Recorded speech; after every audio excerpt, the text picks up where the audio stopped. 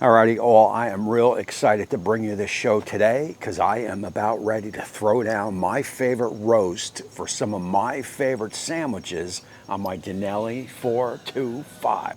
My name is Tommy, and of course this is the Gallery Backyard Barbecue. If this is your first time here, please consider to hit that subscribe button and ring that bell so you get notified every time the channel there's a future upload. So look, you heard me correct. This is going to be one of my favorite recipes when I want to throw down a nice roast, cook it nicely medium rare, and whip up one of my favorite sandwiches. This is the perfect time of the year for that. And of course, I am talking about the French dip with a nice au jus to dip. What I want to do here is let's turn our attention down to the board. Let me show you our simple ingredients, and then we will get on over to the Monument Grills Dinelli 425, fire that up, and start to cook. I'm going with about a 4-pound top round. You can go a sirloin, you can go a top or bottom round, either or. Any of those will work just as good for you. You see we got some nice marbling in this one. This is a nice piece of meat. I do like that it is about the same size from top to bottom all the way across. And we will hit it with just a kosher salt and black pepper rub. You can go a little bit of granulated garlic if you'd like, but keep it simple. Trust me, the meat is the star.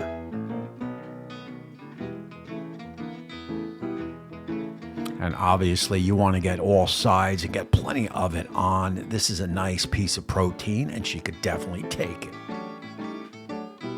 Alrighty, so look, that is basically all there is to that. We want the roast to be the star of the show here, and then obviously the French dip sandwich is the star of the show. So you don't want to go with any fancy type rubs. Just a kosher salt, a black pepper. If you want to put a little bit of granulated garlic on there, you can. Other than that, man, just leave it like this. We are going to let this sit here on the board, come up to room temperature a little bit, probably for about 15-20 minutes or so. That is going to allow that rub to do its thing. The meat will start to sweat it out. In the meantime, we will get on over to my Dinelli 425. We will get that fired up because we are going to sear this off. Then we are going to lower the pit temp and cook it to that perfect 120, 125.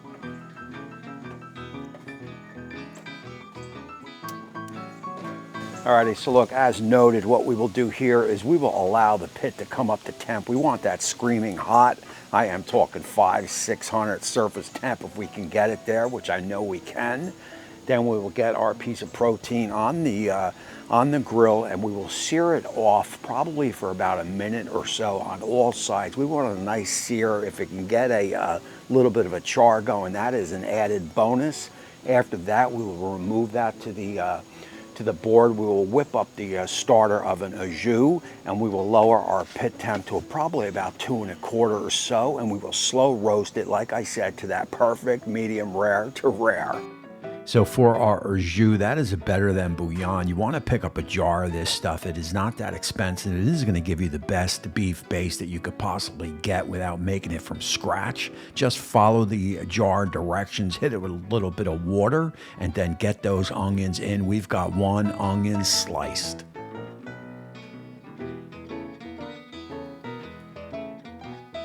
So there's all kinds of ways that you can sear off this meat. You can do it in a cast iron skillet, or you can do it just on the grill like I am doing. We are going to go about a 1 minute or so. Then we will flip it. We will try to get all sides. Probably total sear time is going to be about 4 or 5 minutes.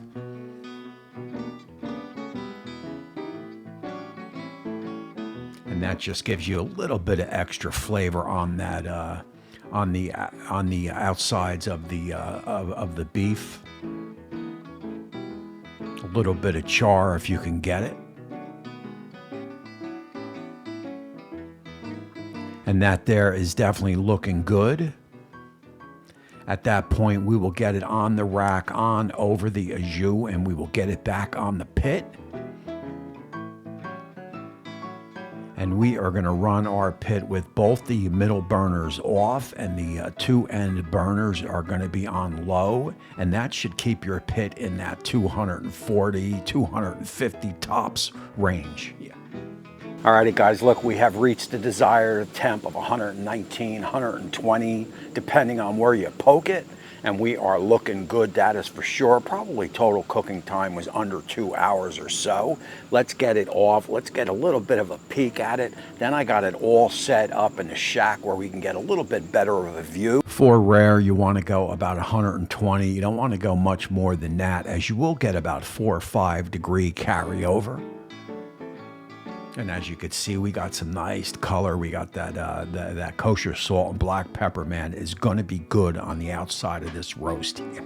So guys, look, by far, that is the most simple, rewarding cook that you could ever do. Medium rare to rare roast beef, French dips. I mean, how could you beat it? We will let this sit here probably for about another 10 minutes or so. I will set up, I've got a little bit of a slicer. I will give that a shot to see if that'll work. Otherwise, we'll have to hand slice it, and I'll bring you back for all that. So I picked up this slicers from Vivor. It is, I think I paid about 79 bucks for it, and for as much as I used a slicer, this works perfectly. I will get some nice thin slices of roast beef on the tray, and as you can see, we definitely nailed that rare, and for me, that is important.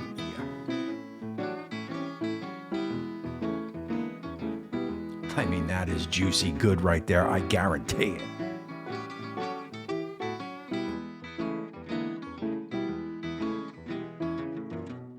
So here we go on the sandwiches. You want a good old crusty piece of bread. I got a little bit of butter on the bread, and I also got some Swiss cheese in there. I will lay out my roast beef. I will get it wrapped in foil, and I will get it back in the pit for probably about 5 minutes or so, just to melt that cheese, to heat it up a little bit, and to get that butter going here.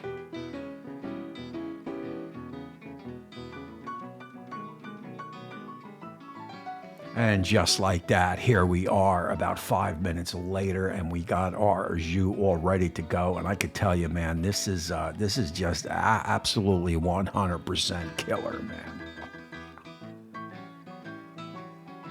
I mean, this is as fresh could be, and the flavors are through the roof. So look, anytime I go out to a restaurant and order or ask to order a French dip, I always got that one question: was the prime rib or was the roast cooked that day? Because I don't know what it is. I don't know if it's my restaurant days or whatever, but I can tell a roast beef and a prime rib that was cooked the day before. There is just something about it, that reheat or whatever. I'm not saying it's not good. You know, a day old prime rib or a day old roast beef is definitely fine, but when it sits 2-3 days, it is definitely, it definitely takes its turn, and I can just tell it is not fresh. It is still good to eat, it is just not fresh. Well, we don't have to worry about this right here, because I know this was cooked about 2 hours ago. Let's go in, let's get that taste test.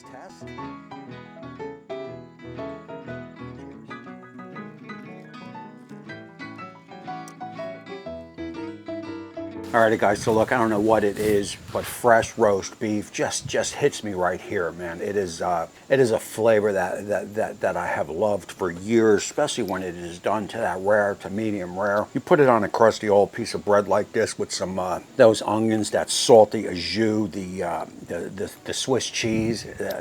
Again, the bread is nice and crusty. It's got that crusty top while still maintaining the softness inside. I mean, this is a flat out 10 out of 10, and I only paid about 15 bucks for this whole roast beef here, and this will feed, you know, this will feed me for the next couple days. I mean, you could slice it a little bit thicker, you know, and serve it with mashed potatoes and so forth, or you can just have French dip sandwiches for the next 2-3 days. I mean, this puts lunch meat to shame. I mean, this is you can't get better than this. All right, guys, look, so that is going to close out this show. I appreciate you all for watching. My Patreon members, my YouTube join members, I appreciate all you guys more than you know. This is rare roast beef. This is a must make. There is no doubt about it. And until next time, we will see you soon.